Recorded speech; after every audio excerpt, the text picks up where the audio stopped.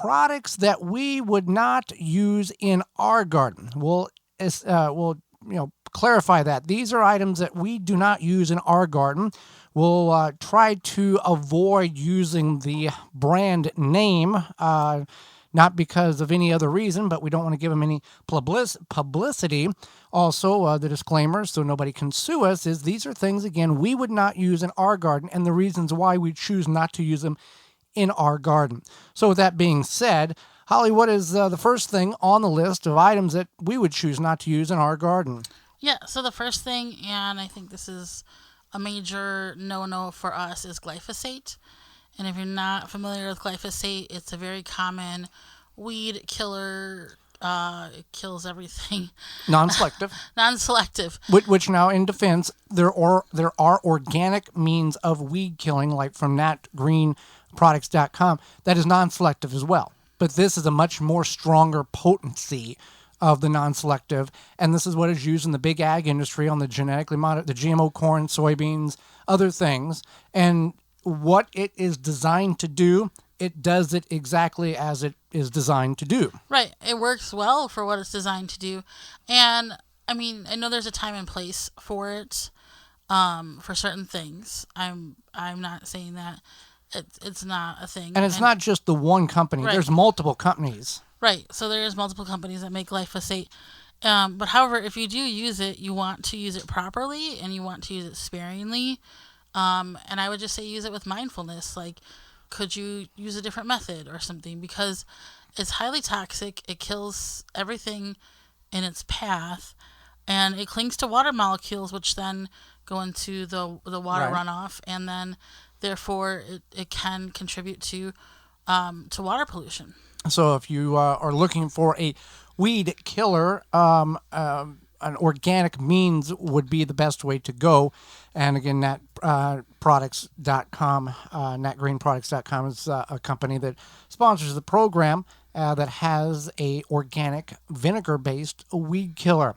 Now, the next one is the name brand, but we have to use that in order for you to understand what it does.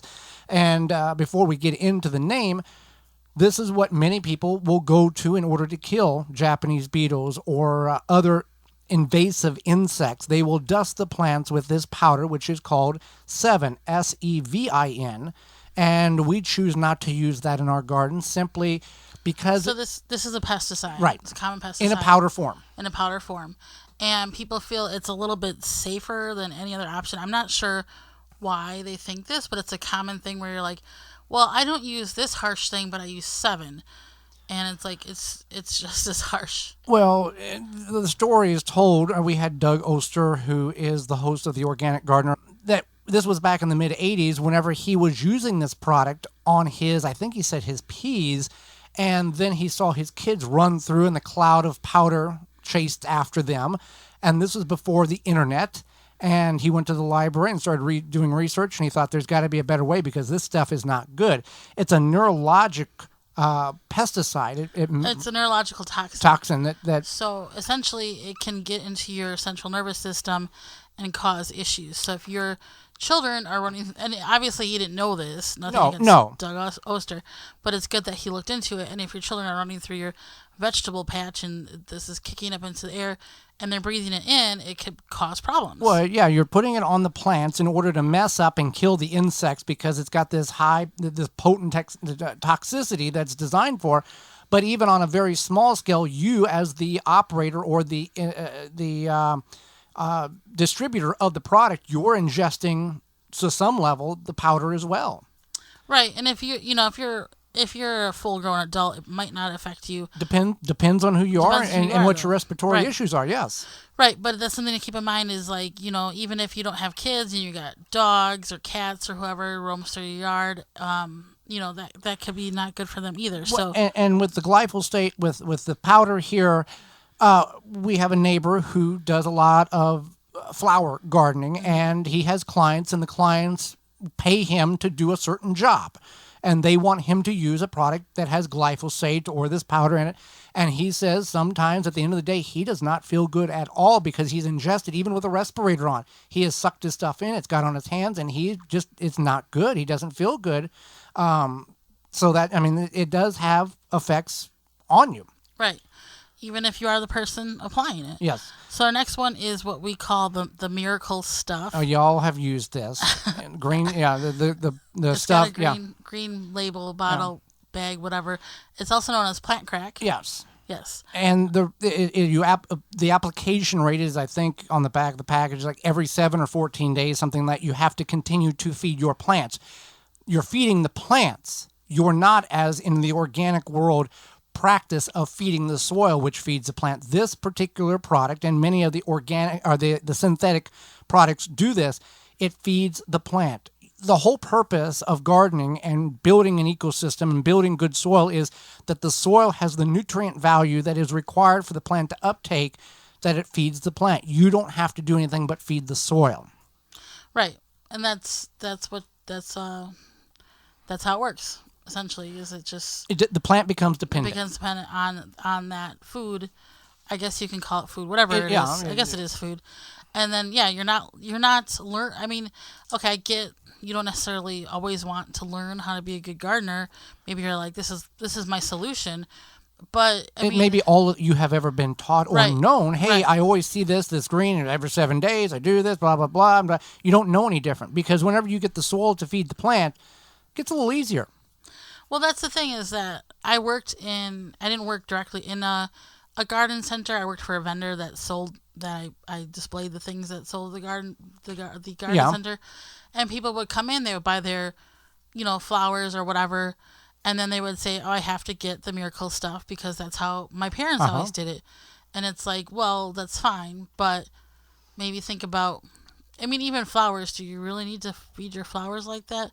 I don't know, but your vegetables, if you build your soil... It's a trained routine. It is a trained routine, but if you build your soil and you have your vegetables that are dependent on the soil, overall, it's going to be better for you, for the environment, for everybody. Next thing is weed fabric. Now, weed fabric, to a certain degree, in certain applications, does fairly well. If you get there's biodegradable weed fabric, there is synthetic, there is a whole different gamut there, and different woven tightness of the fabric, which prevents, supposedly it allows moisture in, prevents weeds from coming through. But you have got this listed as a little different, Holly, multiple layers of weed fabric. Right. So what happens is that a lot of people will put down one layer this spring, right? And then maybe not next spring, but the next spring after that, they're like, well, the weed fabric's kind of worn away, but they don't want to necessarily pull up the old stuff. Right. So they clean the top off and slap another layer on top of it. Okay. Yep. And then this becomes a thing where all of a sudden you have 3 or 4 layers of the weed fabric. Water is not able to penetrate through. Eventually it does block the weeds, but initially it might not. And then, so then you have this problem, and you're basically like, why aren't my plants doing well? It's because they're just being choked out by weed fabric. Right. Cocoa mulch.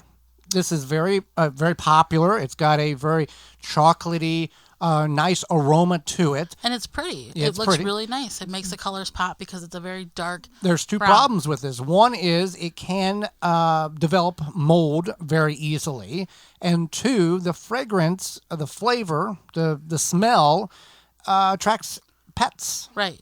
So that's one thing, is it does attract pets. The second thing is that when I worked for our neighbor who does the gardening, and I would apply this, and then I would be covered in this brown powder, like cocoa powder, essentially. Yeah, what it is. Which you could breathe in. So if you don't have pets, chocolate is toxic to cats and dogs.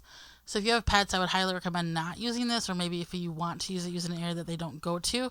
But you could breathe it in, so you may need something like a face mask or something to help prevent. We all have those. Yeah. We all have those. Those are easy to find. Another one is, in 10 years, that'll be funny. Peat pellets is... I hope in 10 years it's funny. Peat pellets are another one that we do not recommend using. We recommend using the Rootmaker starter trays, rootmaker.com, coupon code radio21, save 15% on off everything on the website. But the purpose of the expandable peat pellet is supposed to be the convenience factor. All right. So if you're not familiar with what a peat pellet is, it's also sometimes known, I think, as like a Jiffy pellet or something. Yeah, that's the name brand. Oh, that's the name brand. Yeah. No, that's fine. I thought that was a generic. So it's those little expandable things that look Multiple like sizes. Multiple sizes. They look like soil, like compacted, but it's not soil. It's essentially just peat moss. So there's a few reasons why we don't recommend it. One, you need to fertilize them, which isn't a problem. But what the problem is eventually your plants are going to outgrow them faster than maybe you think, faster than you want them to. Then you have to repot them. Yeah, your plants are growing. The seed coat has the energy in order to get it going for 3 or 4 weeks, and then it starts looking sad and gloomy, and you don't know what it is, so you keep putting the water to it. The problem is there's no nutrient value in that peat pellet, and then many people aren't aware of that, and they put a very sick plant in the ground or deficient plant, nutrient lacking plant in the ground. It's a sad plant. Sad plant, and it's not the hardest way to get a good garden is to start with crummy plants. So we've done several videos on this in which you don't use the peat pellets. And the other problem with the peat pellets is there's this netting around the peat pellet which holds the material in it, the peat moss in it. And it is biodegradable. However, they don't tell you in what decade it biodegrades. Or a century. Yeah. We used these 10 years ago in the front yard garden. We can still find remnants of these the netting in the front yard garden 10 years later. So at some point it breaks down. I don't know what that point is, but I do know that if you're looking for seasonings, meat products, if you're a fisherman, hunter, rancher, or somewhere in between, and you're looking for products in order to go from animal to edible, Walton's Incorporated has all of that and a whole lot more. Yeah, Walton's Inc. They know that you care about where your food comes from, just like we do, so we can and preserve our fruits and vegetables. But what about the meat? So at Walton's Inc. you can find all the equipment, seasoning supplies to make sausage and jerky, and any other meat product your way. Do you want to make some delicious jerky? Walton's has meatgistics.com, an informational site to help you make the best finished product. Walton's even has a full line of their own meat grinders, mixers, and sausage stuffers to help you go from animal to edible. Walton's is everything but the meat. That's waltonsinc.com or meatgistics.com. And if you're not a butcher, there's a lot of products that you can use to get for your kitchen and cooking and barbecue. For more information, please visit thewisconsinvegetablegardener.com.